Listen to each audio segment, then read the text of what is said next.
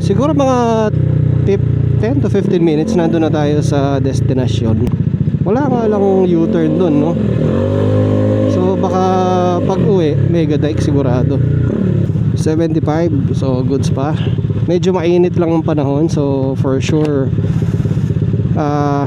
mas mainit ang makina natin compared sa mga ibang araw. Since lumalabas tayo last time, hindi mainit eh.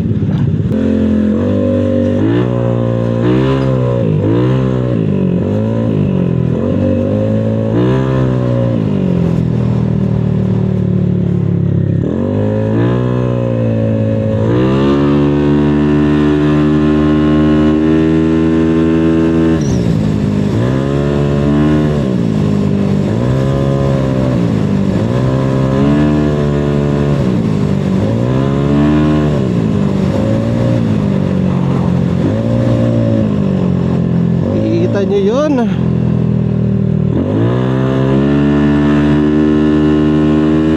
galit na galit si Julie.